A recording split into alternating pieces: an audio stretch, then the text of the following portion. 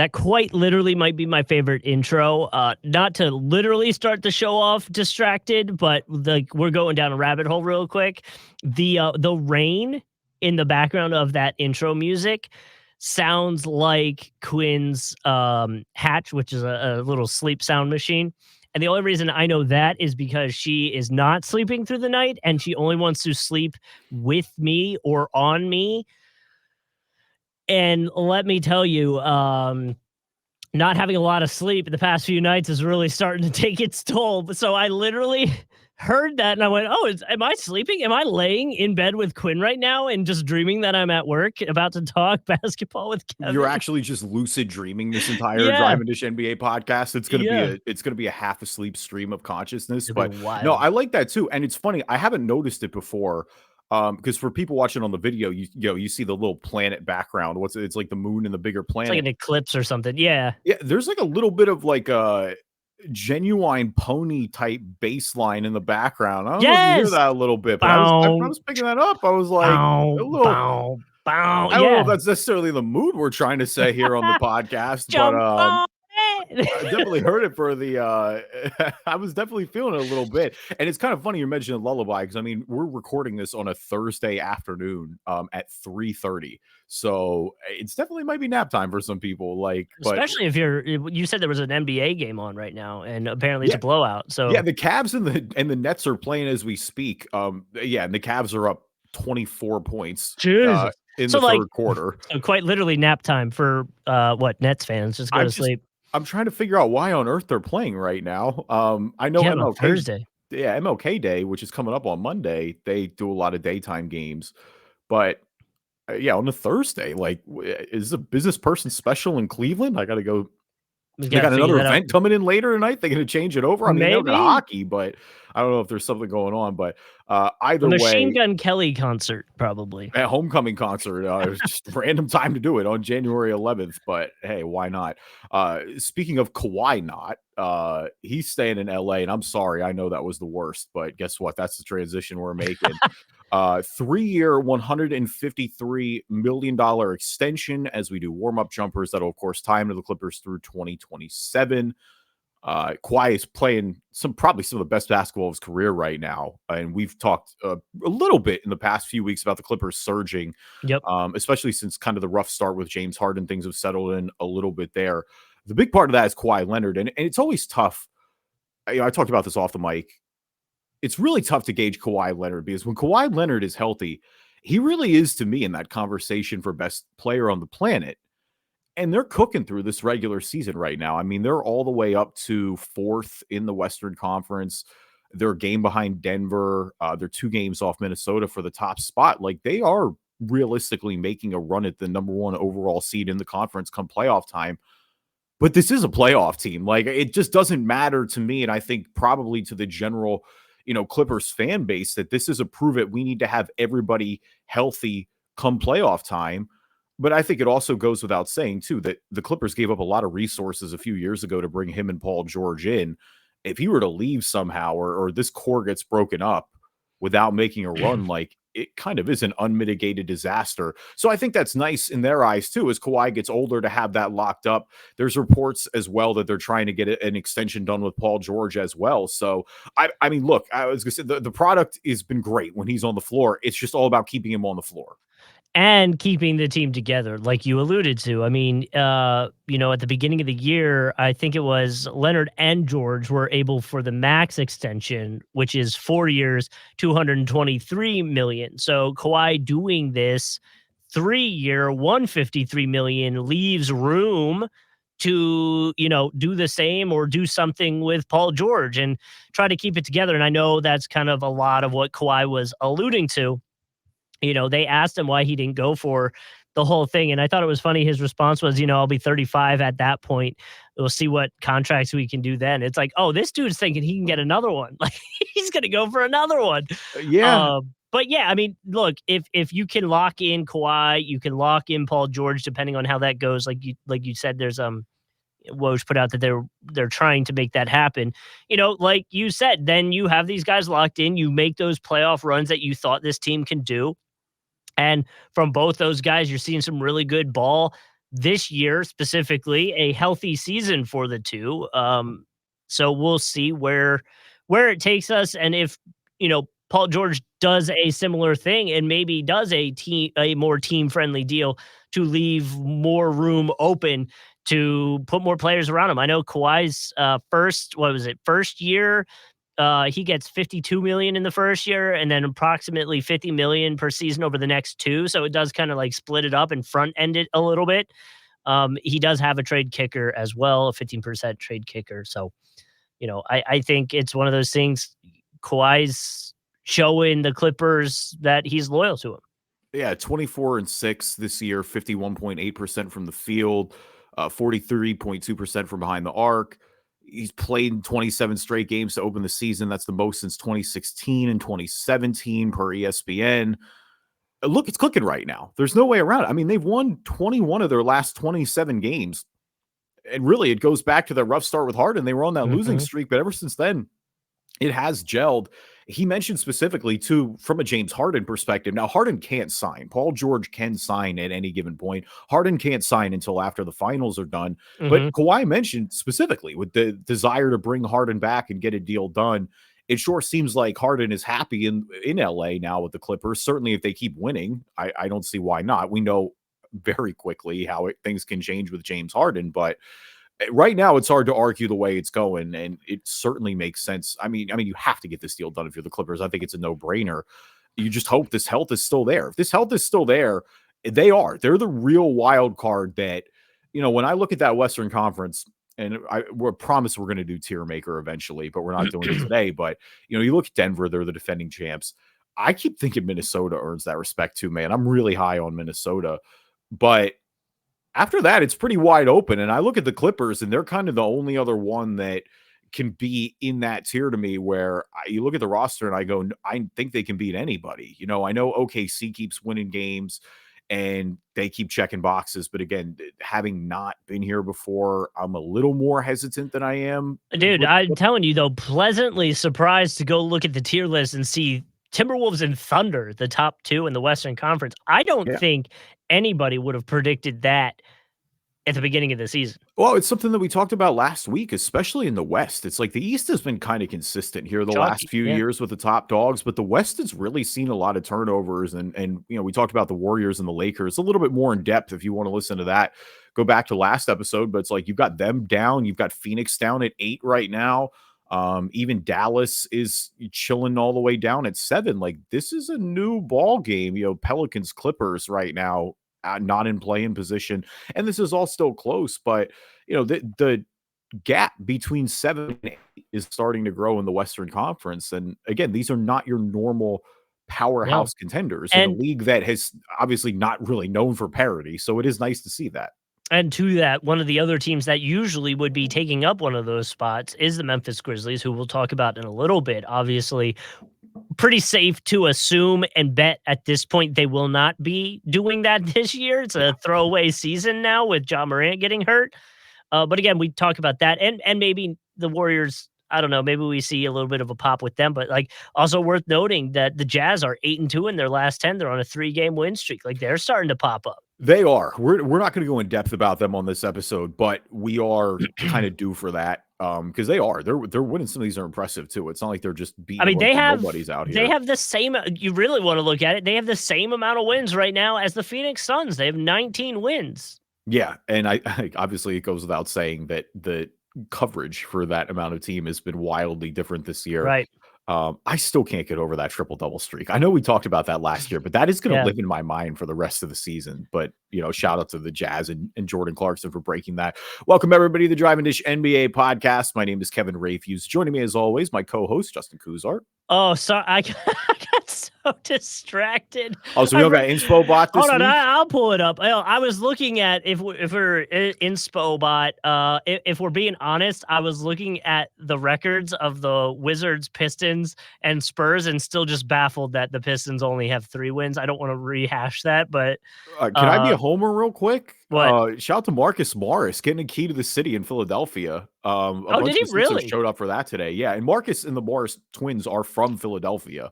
So obviously I knew that's a that. super Yeah, cool full circle moment. But yeah, a bunch of the guys are out there today. I saw Tobias, I saw that's Maxi, cool. Melton was there. I'm sure a bunch of others were too. I just saw those three specifically first. All right, here we go. Generate our inspirational quote. Cockroaches don't care about anything but themselves. I don't know if that means like the actual animal or if we're alluding to somebody that only cares about No, that's themselves as a crazy. cockroach. If the inspo bot is calling people cockroaches, that's insane. That's like I feel like that's one of the most like disrespectful things you can call Dude, somebody. and not only that, I know we talk about it all the time. We have a video version of the podcast. Look at the photo that it attached for the inspirational quote. Like, what is Why is he happening? jumping into a lake? Like, what is going on right now? Should we do one more? Should we do one more? Yeah, all right. I'll Since it's reload one here, I more. mean, you pulled it up. You might as well. We got the effort. Okay, That here we lake looks go. beautiful. That's the exact That looks opposite like a of like nice lake. cockroaches jumping into a lake. Can you imagine what would happen if job creators were to unite? Brother, I agree. All right. Now Mm, we are okay, going no. down a different route. And I listen, comrades, Hey, I am oh, here. If hey. we want to talk about this, I don't know if Justin wants to. These are the views of Kevin Ray views, This but is gonna go.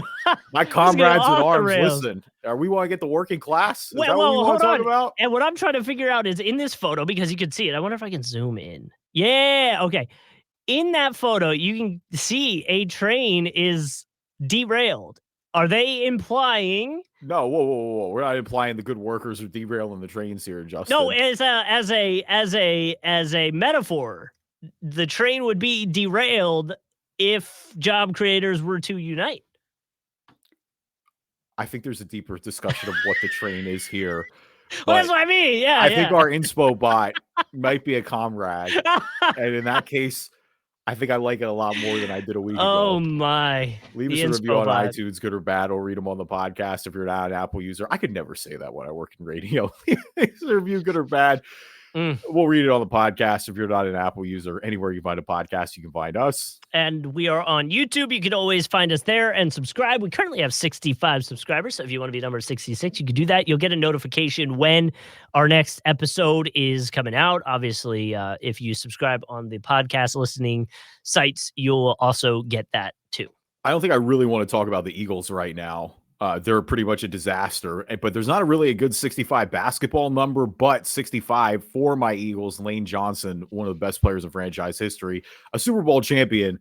And that's probably about the only nice things I have to say about the Philadelphia Eagles right now. Popeyes. So I'm going to end it there. Random little nugget, just because I know this because I work in radio. Popeyes is going to give out free chicken wings if the Baltimore Ravens, the Eagles, or the Buffalo Bills win the Super Bowl. Okay. Two of those three teams have a chance of winning the Super Bowl. I wish the third one had a chance of winning the Super Bowl. Yeah, me too. The Bills sailed. It's a bummer that the Bills don't have a chance. No. Bro, if anybody deserves it, I think the Bills. Lions do the most. Not to totally go NFL here real quick. No. Lions fans can't win, and I know I'm. Oh, sorry, I'm getting a whole emergency alert. What's happening down there? Are you all right? What's is somebody missing? We got an Amber alert. We got. Oh, that sucks. Then I'm not going to joke about that.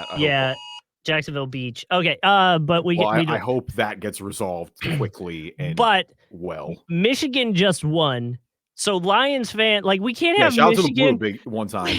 We can't have Michigan and the Lions win in the same year because at that point for Detroit and for Michigan, like it just doesn't get better than that. Like it will only get worse. The Lions have never won anything ever. They've won That's one playoff game in our lifetime. If they both win in the same year, they deserve it. Let them have the ultimate year. You want to talk about walking through the desert? My buddy, 33 years old. They have won one playoff game in our lifetime. You've met him, Vinny, my buddy Vinny. Yeah, shout out to Vinny. Big from Detroit, big Michigan fan, big Detroit Lions fan.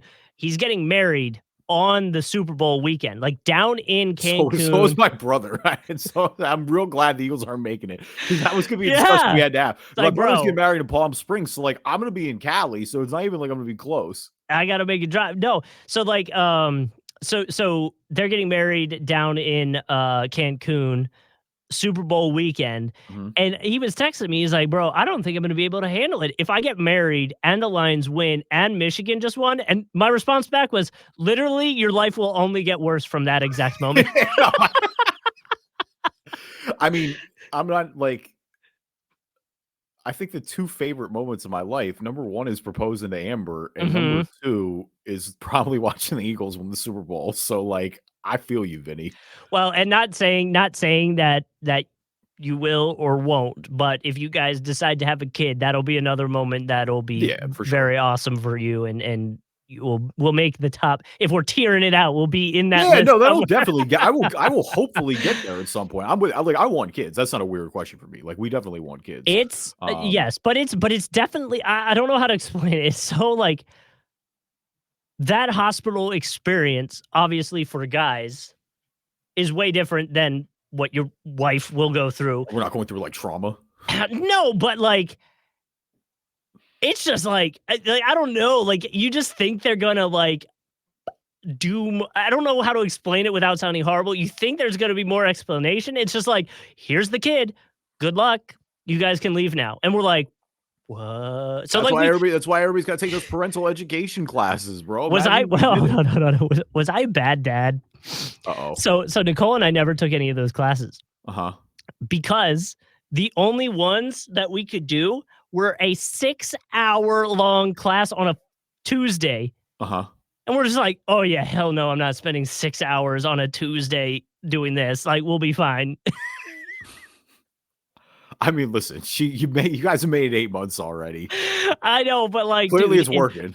it's like, you know, like, you learn as you go, but literally, like, we get home from the hospital, like, it's this whole moment. We're driving in the car. Nicole's crying because she's so excited. I played the song she told me she wanted me to play when we're driving home, and we get home. I mean, that's super wholesome. I Yeah. love that. That's a No, but thing. then we get home, we take Quinn out of the car seat, we walk into the house, and then we're home. Yeah, Like, it's like, what do I do now? Right. yeah, Like, it's literally like, what is watch the TV? Like, is it a SpongeBob episode where they're like, "Free and they get there and they're like, "Now what?" Like, it yeah. was it's literally like that. Like, you think it's this big buildup and it just keeps building and going.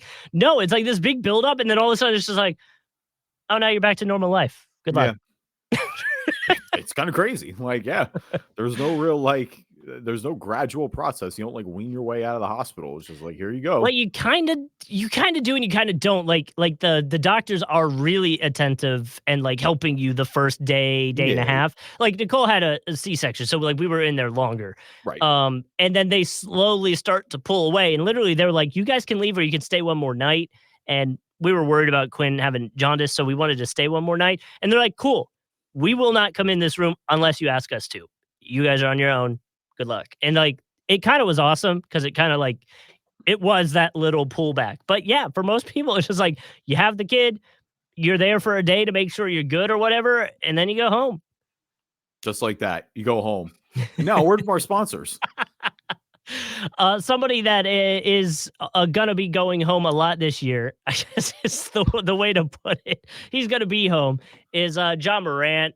We've got an injury and it's season ending on his right shoulder. Which sucks because really, we haven't had many games of John Morant. It's John Really, Morant's 2024 campaign. We hardly knew ye. yeah. And honestly, on top of that, we have hardly seen the Grizzlies remotely close to healthy this year in general. We'll rehash it, but Steven Adams, Brandon Clark's out. I know Derrick Rose has been hurt. Marcus Smart, as of today, we just found out is hurt. So, like, yeah, it's not a good season for the Memphis No. Grizzlies. It's kind of just like, yeah, write it off. Get yourself a nice high lottery pick. I think they're currently sitting 6th in the lottery standings. Get somebody that's good to play against John Morant because this is probably going to be your highest pick you've had since you got John Morant. So take advantage of that. It does kind of suck that you have to kind of take an L on the season, though. If we're being truthfully honest, Memphis Grizzlies fans, with John Morant back, they were probably average. And would it have been enough to get into a play-in spot with how far of a hole they had already dug themselves? I don't know. I think they could have made it interesting, but we talked about when Ja came back from the suspension, how Not a lot of difficult it room. was just Yeah. going to be mathematically. Like you had a lot to make up because they were one of the worst teams in the league when he was out. Yeah. And they did start winning some games. Like they started to rise pretty quickly. And I mean, as of today, they're only 4.5 games out of the 10 spot. But like you said, boy, the writing it came on the wall quick. I mean, and Marcus Smart's injury, that's a 6-week injury to his ring finger. So that's a problem. Like he's basically Well, out. like, I mean, I get it. But at this point, like, even if it wasn't, just add a few weeks on it because what's the point of coming back this Yeah, season? well, and he's kind of struggled this year anyway. So yeah, I mean, Jared Jackson has missed time throughout the year. You're right. I mean, look, they're not going to totally go in the tank. Like you employ Desmond Bain and Jaron Jackson, so you're not just going to totally roll over and die. But yeah, you don't want to punt this season, but you should 150% punt this season now. And I'm kind of with you. I don't think it's the worst thing in the world. Like you've already got a pretty talented core here. You're going to ideally come back with a healthy John Morant next year. If you add a high lottery pick that you hit onto that rotation, all of a sudden maybe this Grizzlies team is a lot more formidable long term. Like I do think again, you're losing the short term war here, and it's just unfortunate. Like you don't want to see, John Morant dealing with all his issues. He goes through the suspension. You're ready to just talk about him hooping again. And so I think it's unfortunate that we're just already not like that. It's over with. And the fact that this shoulder injury kind of came out of nowhere.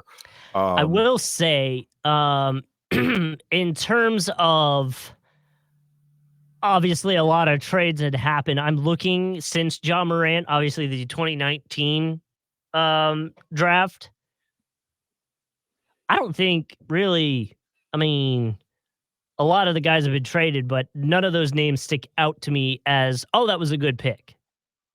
You know what I mean? you're saying draft wise. So, like, not saying that Yeah. they don't have a good draft history, because this will obviously be a lot higher than they've had. Like 2020, they only had one, which ended up going to Sacramento anyway, and it was the 40th pick in the second round. Like they had two in 2021, which was Trey Murphy, but ended up going to the Pelicans. Walker Kessler obviously was in 2022, but between trades in Minnesota and Utah now, like there hasn't been a name that kind of sticks out since John Morant. No, and even more, I mean, some of their moves trade wise haven't necessarily been one. I mean, the one that stands out is D'Anthony Melton. I still have no idea why the Grizzlies traded D'Anthony Melton to the Sixers.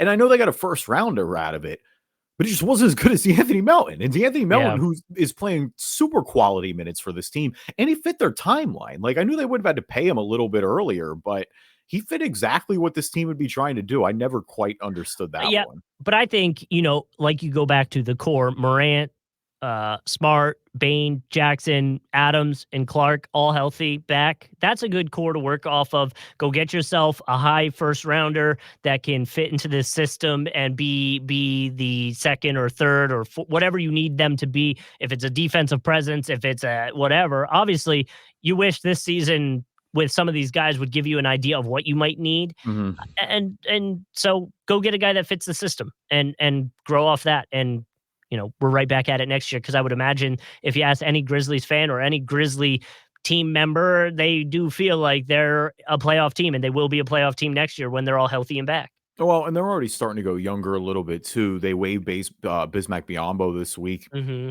and they're giving it to they're going to give more minutes to Vince Williams Jr., who's been a two-way guy.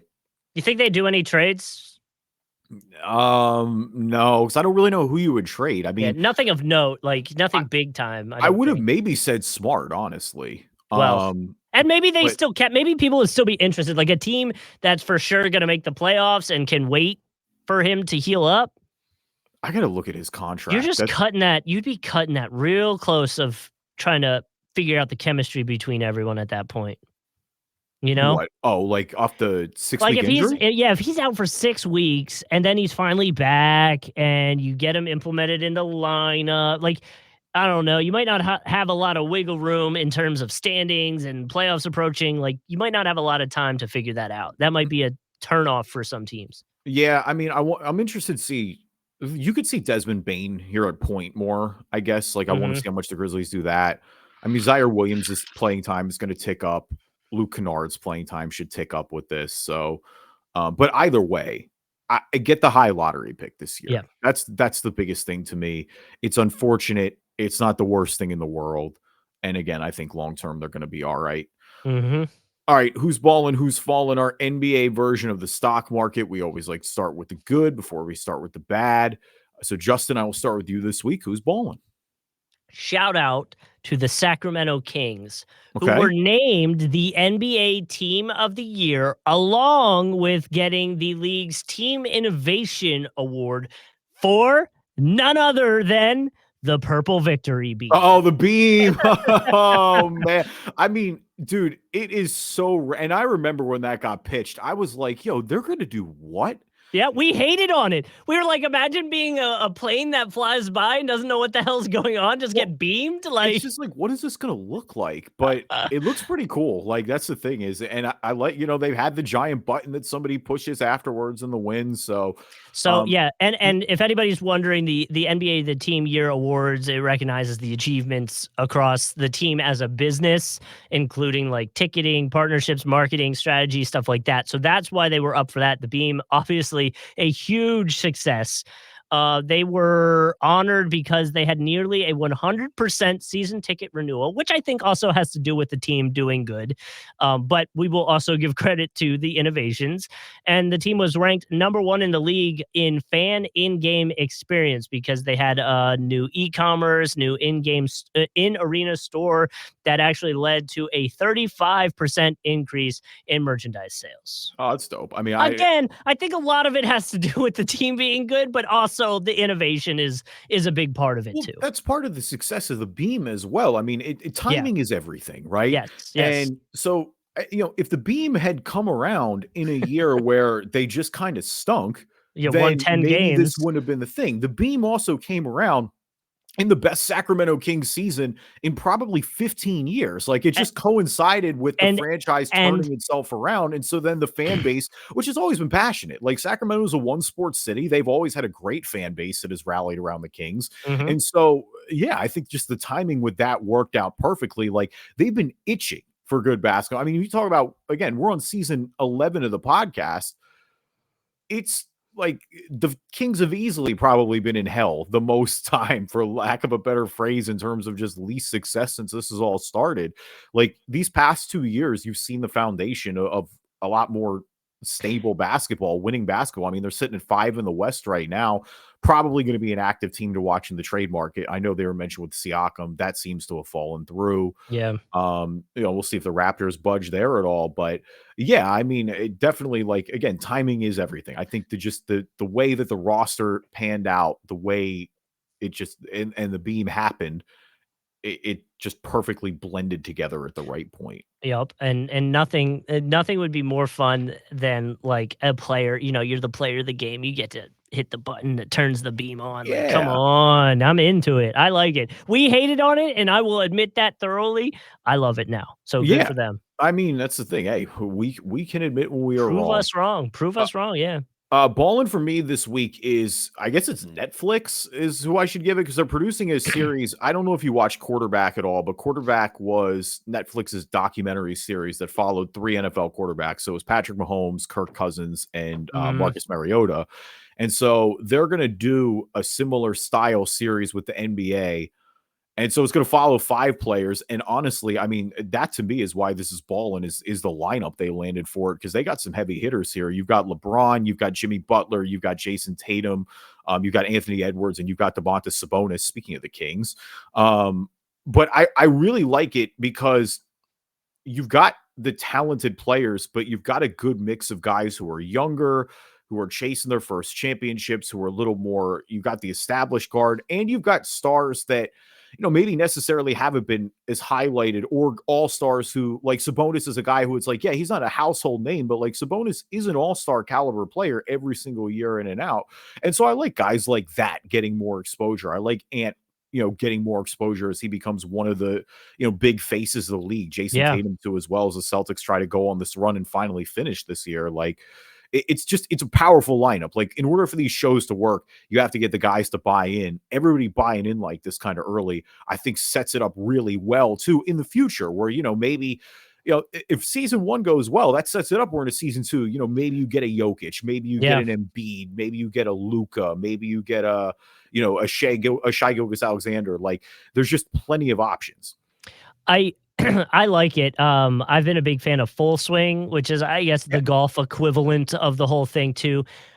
And I've found that in the golf one, I like the episodes of like the average golfer guy Mhm. who is on it. So like, I don't know, give me a TJ McConnell one. Like, give me a random NBA player and Elfrid Payton. You know what I mean? Like, this is a better question. If you could go back to any incident in the NBA that went viral or was newsworthy and have documentary cameras rolling, which one would you want to see? Because for me, it would be the Swaggy P locker room blow up with Iggy Azalea bragging and dude, With him and D'Angelo Russell. Oh, yes, you got Messi. That's the one you wanted to see. Oh dude, my God, you got dude. Gossipy on him. I thought you Could were gonna you imagine? wait. What is this, basketball wives? Like, what's Dude, going but, on like, here? how amazing would that be? Like, cameras are just on and, like I say all the time that I would pay for an uncensored, like, essentially courtside feed where you could hear them trash talking each other yeah, all the time. Like, I would absolutely buy all into that. And yeah, I mean, yeah, Netflix had a ton of success with this, like you mentioned, as a format. I mean, Full Swing. I know there's Tennis One. The one that got it all started was F1. It was Drive to yeah, Survive. Drive to yeah, Survive's now going into its 6th season already, and they've got everybody. I mean, Max Verstappen finally bought in. He was the last holdout, it felt like. But that kind of got this whole wave of Netflix sports yep, programming going. It's definitely pretty good so far. Like, I have seen Full Swing.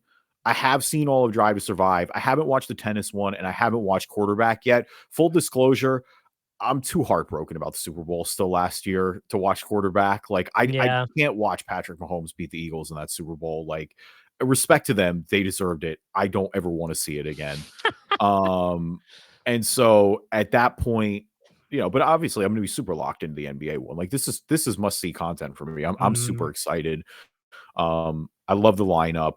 I would like it ideally, and that's kind of why I like the star power early, because I think that's how it potentially expands to a more role player. Like, I don't think you can Yeah. start with it, but like, even some of the, I'm trying to think of a guy who might, like, think of like a Jeff Green, a following of Jeff Green, who's coming off his first ring last year with Denver. Yeah. He's been in the league, he's bounced around all over. Coming back like that, or some of the characters of the league, the Pat Bevs or the PJ Tuckers of the world who have been around forever. Guys like that. Yeah, I agree. I have always found, like, I don't know, because we hear the big guys talk enough, we kinda get their personality, where I find a Yeah, lot of the fun is a guy who I don't hear talk a lot. Like, yeah. back in the day, and I know I always jokingly talk about him, but, like, could you imagine this show following Matthew Dellavedova and the year that the Cavs won? It's not about LeBron, it's about Matt. It's about Delly, this guy who just got a shot and is totally capitalizing, won the hearts of fans, but people think is a dirty player. So like you've got so many angles with that. It'd be I so just fun. need to. The problem is going to be it's going to be how many people watch it. I guess Yeah. is it's like, because I think there is a difference between the big hoops head Yeah. and the just like you have to be able to attract an audience. Because I think your first point would maybe be the knock if you're LeBron. It's where it's like LeBron is so publicized and has been We already so know. publicized over the Yeah. years that it's like, what more realistically are we learning here And about LeBron? But I right. also count to the other point where I'm like, why would you not, as the NBA and it's Netflix, not want 39-year-old LeBron being arguably the greatest older player in NBA history right now, continuing to chase history out here, post scoring title? Like, I don't know. I think What there are a I lot of w- compelling reasons to have that. I think you shouldn't take your star power for no. granted. What I want from LeBron is what we just saw from Tiger Woods on social media, if you've seen that, where with the Barstool guy, they did a longest Dude, I drive gasped. competition. I gasped, and I knew it That was going to be ridiculous. Yeah, And for that's the those who don't kind know of what we're stuff talking I about, want. there, I think it's the Foreplay Pod is Mhm. Barstool's golf podcast, and they had Tiger Woods, which is obviously What a the get. best get What a possible for get. golf. Yeah. But so they're doing a long drive contest, and the one Barstool guy, like, he smokes it, like, it goes pretty far, But, dude. like, but like unformed, like full body into it, pulled Yeah. up the leg, like Right, and so, everything. like, Tiger is gonna do something ridiculous, but you're just wondering what it is. Bro, Tiger gets down on his knees and drives the ball as far as the Barstool dude drove Like it and murdered probably the ball. further. Like, Yeah, literally on his knees, no just purely upper body, like, it was one of the most insane things I've ever seen, and you don't really doubt it because and that's kinda my thing with all these professional athletes, like, if you went to an NBA practice and you didn't have and you just watched, like, a Steph Curry or one of these elite shooters where they're not being guarded, they won't miss. they Like, I don't think miss, yeah. like they just don't miss. Like, think about that when you're in a gym, just putting up jumpers and just watching every single one of these go down. They had a clip on ESPN had a short-lived show back in the day where it kind of tested sports science a little bit. And so Yeah, we'll go into like the muscle memory and all that stuff. Bro, they put Clay Thompson in a pitch black room and he was knocking jumpers down just that's off muscle memory. crazy. Like literally one of those like sensory deprivation chambers, basically. And Clay Thompson just knows so much that he's knocking it down. That's Like you don't, crazy. and I think maybe that shouldn't surprise you when you're that elite. Like it shouldn't surprise me that Tiger Woods is able to do that, but that's so insane still when you Well, see and somebody Tiger's actually do it where you're like, well, what? and Like Tiger's they're a just not whole worthy. he's a whole different situation, obviously, because of injuries in the car crash. Like there's a lot that plays into Right, that Tiger's had, like, specific. 4 back surgeries since Right. then. He's not even peak Tiger right now. Right. He doesn't even he in that video, he even says, I've had to learn to swing with my upper body because of my leg stuff. And it's like, damn, dude. Damn. So I'm excited for it. Obviously, I'll watch it and we'll obviously care about it even more because of the podcast. But Yeah. either way, No, um, I'm super excited to watch it. I'm definitely so intrigued. fallen for me is going to be the draft. Woj put out today that the draft is being finalized to turn into a 2-night event, which is like, do we need that? Do we need it to be a 2-night event, June 26th, June 27th? Obviously, first round going to be the first day, second round going to be the second day. The reasoning for the 2-day thing is for television rights and partners, aka advertisements, and the Well, yeah, I mean, yeah. and the NBA said that they're hopeful that the hours between Wednesday and Thursday will give teams more time to make trades and plan out strategies. They've apparently been expressing frustration with the fast pace of the second round and believe that there could be more trades and process and picks. So here's what I say. Cool. If we go into the 22nd, it's the 7th, and there's like 3 trades in the second round, you're really gonna piss me off because they had all this time and nobody did anything. So just make it fast again. Well, so here's the count. There's 2 schools of thought with to me with this. Because on one hand, I agree, and I go, "Do we really need a second day for this? Right. It doesn't take that long. It's 2 rounds, like, it's not like the NFL draft where this is a 7-round So like a process. 7, yeah, I like, The yeah. MLB draft, I feel like, has, like, 35 rounds. It's extra ridiculous. You don't The even see NFL those has guys for 7 7. years. Yeah, and so, like, when you're doing that, there's a part of me that's like, "You're right. Do we really need to stretch this out for advertising?"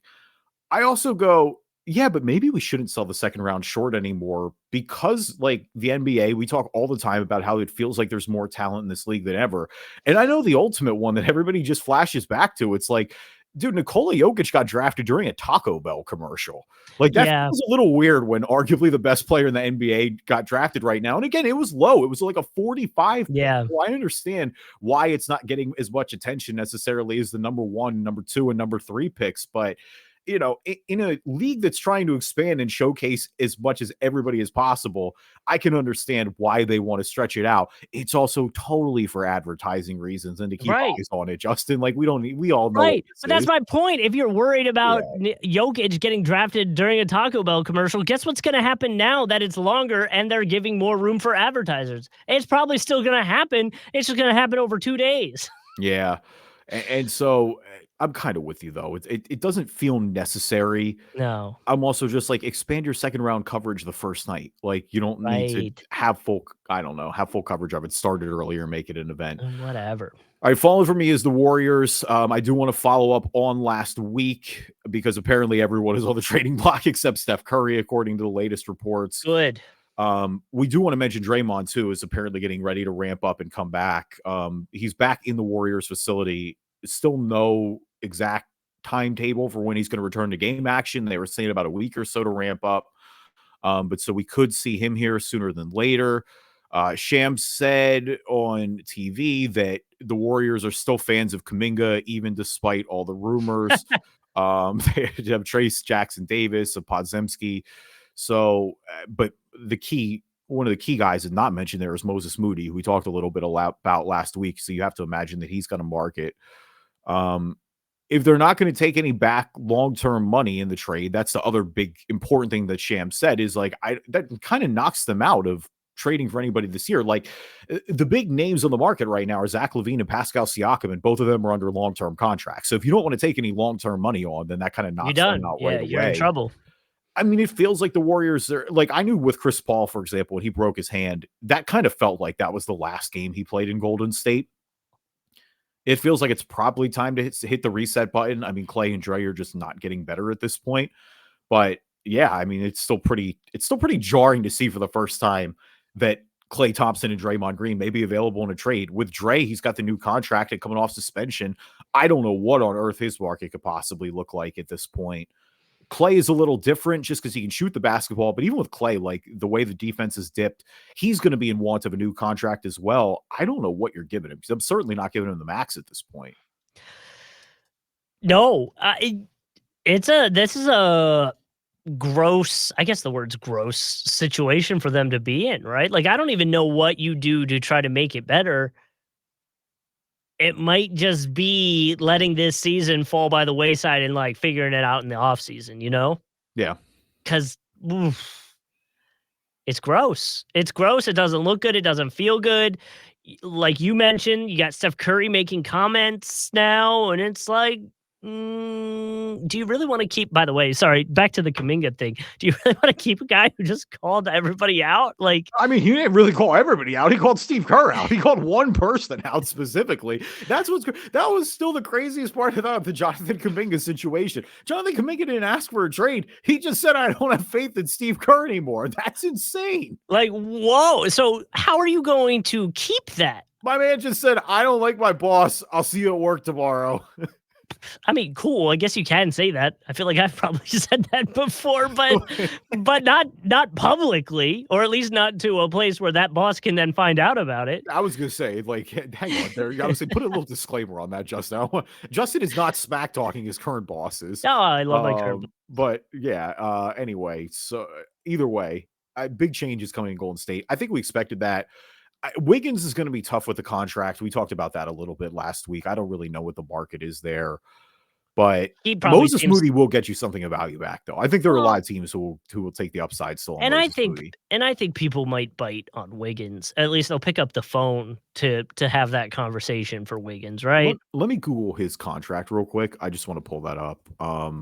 Wiggins. While I do that, do you want to pull up Immaculate Grid as we switch gears here a little bit? Yeah, so let me pull up Immaculate Grid for the podcast users. We will explain the grid and the teams that we have to figure out. Oh, it's going to be a good one. So from left to right, we've got 76ers Rockets, 76ers Grizzlies, Bucks Rockets, Bucks, Grizzlies, and 10,000 rebounds is over in the corner for each of these three teams. And then Heat, Rockets, Heat, Grizzlies. So that should be fun. I have one that I'm hoping you'll trust me on for this. Okay. I'm going to go back to Wiggins first before I trust you. Okay. Since I do have it pulled up. Wiggins has 2 more years fully guaranteed on his contract. And then he's got a player option in 26-27. It's for $30 million. He's probably taking the player option. So yeah, I mean, that's you're committed to 3 years of Wiggins, basically. I mean, but I don't know. I feel like a team will at least pick up the phone to consider it, is kind of where I'm at with it. Yeah, I struggle with that money, man. I think Wiggins is at this point. And I mean, he won a title. Like, I don't want to downplay it either. Like, he was a big part of that rotation, but it just, I don't know. I'm still struggling to give Wiggins a ton of my money. Yeah, well, and that's been the thing with him always, right? Is he's kind of been overpaid to begin with. So yeah. But all right, who am I trusting you with here as we start this out on Immaculate Grid? Okay. You gotta trust me. Okay. And if you don't, we can save it for the last one. Okay. All right. Case. 76ers Grizzlies. Uh-huh. Seth Curry. Did He Seth play? he Go ahead. played and I know this because I've had this combo before. He played one game for the Grizzlies for 4 minutes in 2014. You're a psycho for knowing that. I mean, I'm going to trust you because I don't think you just randomly pull that out of nowhere. I mean, my obscure guess was going to be Tony Roten. Tony Roten definitely played for both. That's a good one too. Yeah. Team WAP, man, a process legend. Yeah.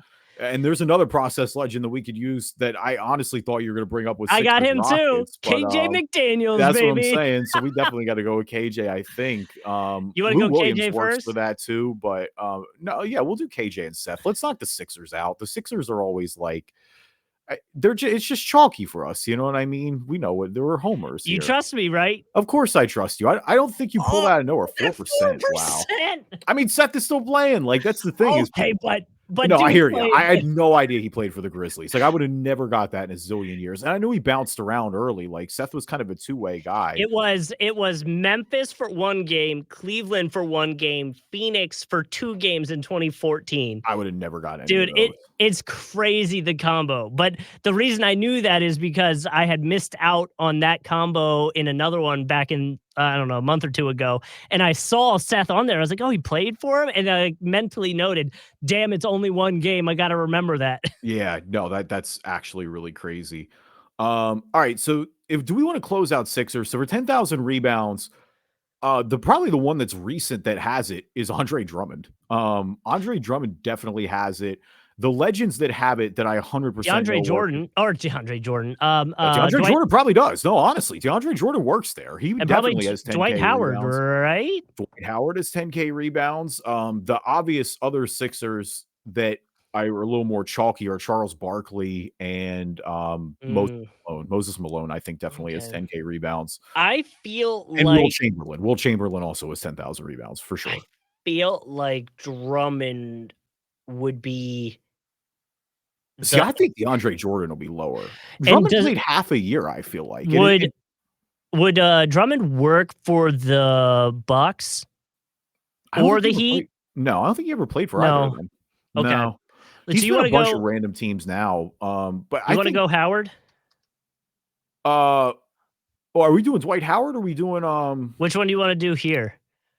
Who was the first guy we mentioned? Drummond? Howard? No, DeAndre Jordan. Oh, DeAndre Jordan. Here? You want to do DeAndre? I feel like he'll be low because he didn't play for the Bucks, right?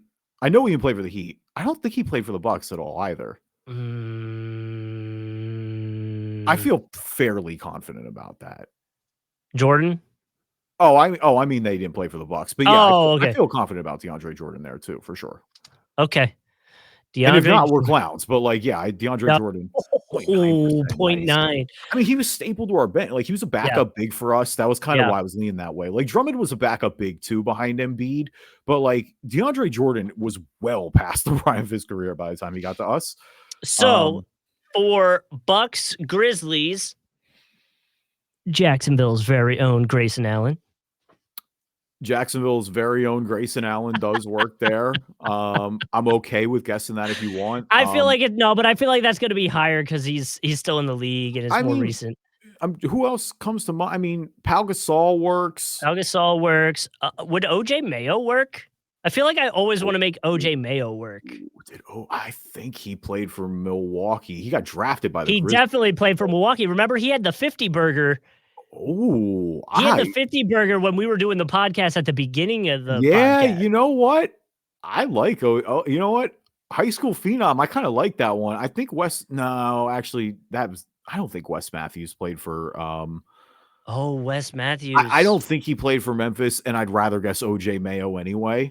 Okay. Yeah, dude, let's do OJ Mayo. Yeah, we haven't done him in a while. I like that a lot. I've just always wanted to make him work in this grid somewhere. 10%? 10%? Okay.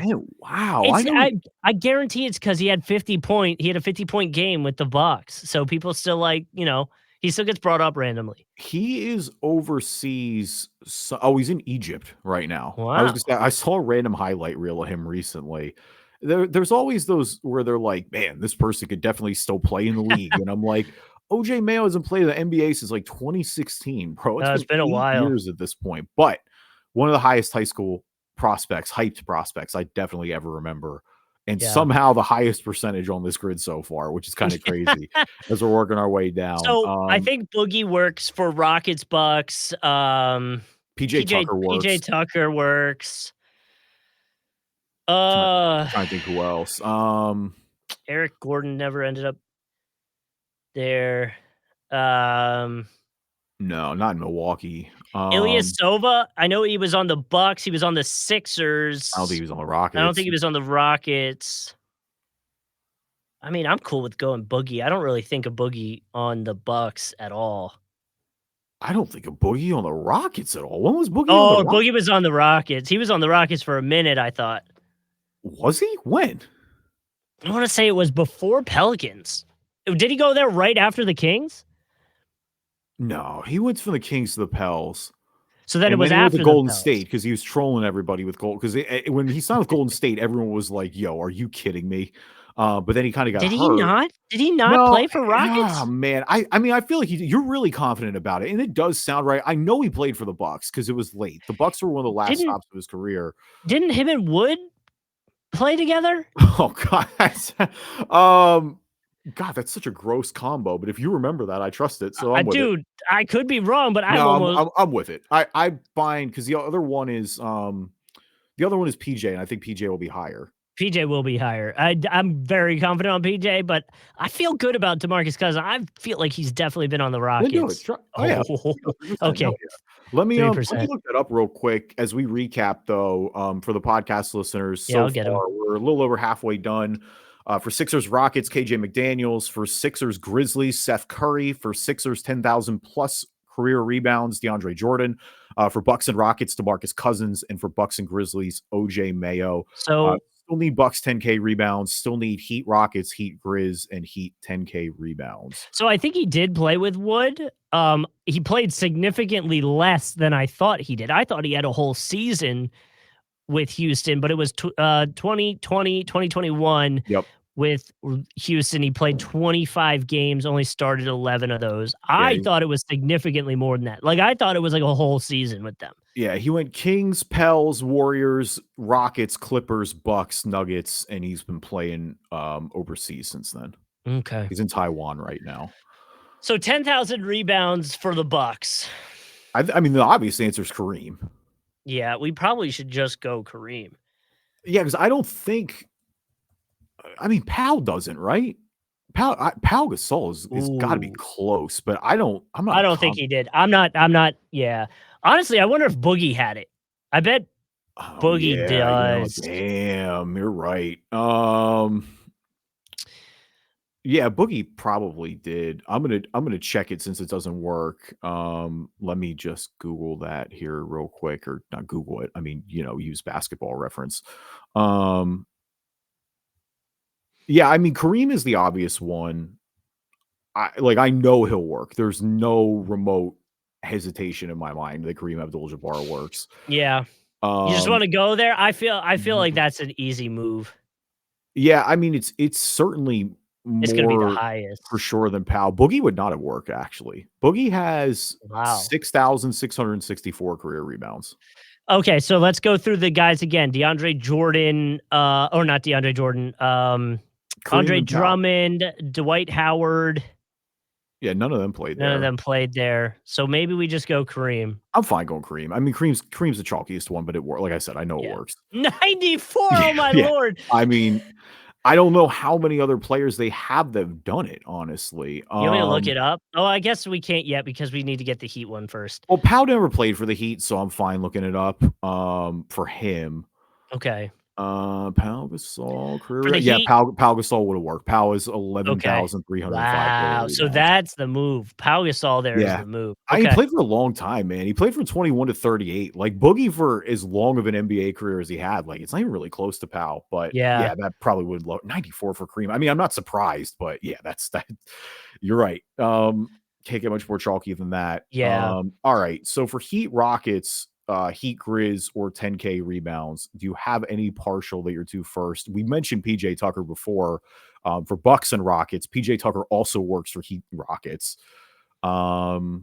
Man, I'm trying to run through. Shane Battier works in that category. Ooh, Shane Battier is fun. I don't Ooh, think wait, which one are you? You're on Rockets. I'm on Rockets Rockets and Heat. Heat right now. Yeah. I feel like uh Oladipo works there, and Goran Dragic works there. Was Dragic Uh, in Houston? yeah, I'm pretty sure he was. Oladipo definitely was in Houston. Oladipo definitely And does. that's kind of where I'm leaning right now because he was with Miami. Miami was the end of his career, or well, I guess Yeah. not the end of his career. Miami's it's where he's Didn't been. didn't Dragic just like retire? I feel like I saw Goran a thing with Dragic that. just did retire. Yeah, Yeah. he's playing one more game overseas, but yeah, he hung it up officially. Yeah, I Um, think he was on on the Rockets, oh man. Grizzlies, Heat, I mean, as you're you 100% right about the Heat, obviously for Goran Dragic Gore is yeah. I'm not and Oladipo. Oladipo, I'm 100% confident works. Dragic, I'm like, I will say I'm at like 65% sure. I thought he was on the Rockets for a little bit. God, know who I wanted to work for Heat and Grizzlies, but it won't because he wouldn't show up to play there. Andre Iguodala. Iggy got me the one time. Remember, it was Yeah. Sixers Grizz, and I put Iggy there, Yep. and it got me. Because Iguodala played the one season with the Heat, but You know who does? Actually, two players just came to mind. You know who does work there? Justice Winslow. he does. We used that before. That got us. That was a 9-9 there one time. Yeah, That Justice was one of your Winslow Hail Mary moments. Point guard. Not Norris Cole. Mario Chalmers works Oh, there. dude, let's do Mario Chalmers. That's a great guest there because we've done Justice before, so I want to do that. Yeah, Bam definitely with Mario Chalmers. 9%. 9%. I like that a lot. Yeah. Mario, baby. Obviously for 10,000 rebounds, you got like Shaq. I don't think Chris Bosh has it. I don't think he does either, and it's only because of blood clots. I feel like he would have got there, but Yeah, he I feel like just he's the only other one that I mean, Lonzo. I don't think Glenn Rice did back in the day. Alonzo Mourning would be the other one. I'm way more confident about Shaq than I am about Alonzo Mourning. Unless you think like Birdman got it. No, Or there's like no way Birdman got it. If we're not guessing Alonzo Mourning, I'm not guessing Chris Anderson. Yeah. I mean, I feel like we just go chalky and either go Alonzo Mourning or go Shaq. I think you go Shaq. Shaq, I'm 100% Yeah. about. Zoe, I'm a little like, There he is, 74%. yeah, because Zoe was kind of off the bench. I wonder what the other one is. Well, I guess it's probably Alonzo. Let me check Alonzo Mourning. Okay, so while I check Alonzo Mourning, so we can either make some suspense for the podcast and do Dragic or do PJ Tucker or Oladipo because Oladipo will be 100%. I'm pretty sure PJ would be too. PJ's definitely pretty 100%. locked in. PJ, I'm more 100% than Oladipo on. I would Yeah. literally bet my entire bank account on PJ Tucker. I would do the same thing for Oladipo. 99% Depot of was it on there. Oladipo too. Depot was there. Alonzo Mourning, it is a good thing we did not guess. He had 7,137 Wow. Yeah, So do the Heat only have one? Oh, LeBron would have worked there probably. Yeah, probably. Damn. Yeah, LeBron would have been I a good bet you. guess. I'll be interested to see at the end of that. I think LeBron may be the only other one that works there. Yeah, I bet LeBron would have been good there. Let's do a little bit of suspense for podcast listeners. Let's do Dragic. Dragic. Yeah, because I'm 100% about Miami, and if I have half, that's usually enough for me. I trust you pulling Chicago because like I don't remember him there. But usually when you like, I've found playing all these grids with you that if your brain finds something like that out of nowhere, it doesn't come from anywhere, or it doesn't. Whatever. I just pull the trigger. Just do Goran Dragic. Here we go. Perfect grid. Did we land it? Yeah, nice, baby. dude. I did not know Goran Dragic played for Chicago, so that's a great pull by you. You mean Houston? Oh, yes, for Houston. Sorry. Yeah. Rockets. Yeah, he did not play for Houston that long. He played 2 seasons there. He played part of a season in 2011. He was with Phoenix and then he was with Houston. And then the year after 2011, 2012, he played 66 games with Houston before going back to Phoenix again. And then obviously post Phoenix with Miami, with Toronto for a year, with the Nets for a year, the Bulls for a year. Interestingly enough, the hardest grid was Grizzlies and Bucks. Yeah, that is Pretty interesting. I Grayson mean, Allen, for the most obviously. common answers for everybody, for Sixers and Rockets, it was James Harden. For Sixers and Grizzlies, it was Iverson, which is incredible because Iverson played like 7 games in Memphis. Yeah, but people Um, know that, man. yeah, People for know. 10K rebounds, it was Wilt. For Rockets and Bucks, it was PJ Tucker. It was your boy Grayson Allen for Bucks and Grizz. It was Kareem Abdul-Jabbar for the Bucks and 10K rebounds. For the Heat 94, yeah. 10K, it was Shaq. For Heat Grizz, Mike Miller, that would definitely been a good one. Kyle Lowry for Rockets Heat, which I definitely forgot about early in his career. Kyle Lowry Yeah, is I definitely on Houston. if you asked me, I would have told you he only ever played For Toronto, for I know. Toronto It's and because he now was kind of Miami. average in Houston. Like, Yeah. that's the thing is, like, Toronto's obviously where he made his bread and butter. So yeah, not bad at all. Who were so there are 5 answers for Miami. Who are the 5 answers for Miami in 10K The rebounds? problem is they don't sort by team. Oh, They that's just really do annoying. all the Okay. guys under 10 over 10,000, which there's That's 47 of them. all right. Well, then we'll worry about that later. We'll check Zach in on that on Randolph, next Sean episode. Marion, Yeah, well, Tyson Sean Chandler. Marion will work, but I'm not Yeah. gonna we don't need to dig through all these right now. Can you just so we can recap QX out of the most common for a sec? All right, so just to recap 7 before we get out of for here, Goran our Dragic. immaculate grid. For Sixers Rockets, KJ McDaniels. For Sixers Grizz, Seth Curry. For Sixers, 10,000 rebounds, DeAndre Jordan. For Bucks Rockets, DeMarcus Cousins. For Bucks Grizzlies, OJ Mayo. For Bucks 10K rebounds, Kareem Abdul-Jabbar. For Heat Rockets, Goran Dragic. For Heat Grizzlies, Mario Chalmers. And for Heat, 10,000 rebounds, career rebound, Shaquille O'Neal. Not bad. Definitely solid effort by your boys here. A little bit of chalk on the rebounds, but the rebounds are tough, man. I mean, that's what got us slipping that one time recently. Like, You gotta go chalky, man. You gotta yeah, go chalky with it. I'd rather gamble with the teams. There's a little more leeway there, it seems to be, at least. Thank you, everybody, for listening to this episode of the Drive and Dish NBA podcast. Appreciate you guys as always. Leave us a review on iTunes, good or bad. I'll read them on the podcast. If you're not an Apple user, Google Play Store, Spreaker, Spotify, TuneIn, Amazon Music, anywhere you find a podcast, you can find us. Yep, and find us on YouTube. We do a video version of the podcast, obviously, for the grid. There's a little more there, so you can watch it there if you are interested. And obviously, subscribe. That way, you will get notifications when we put out the next episode.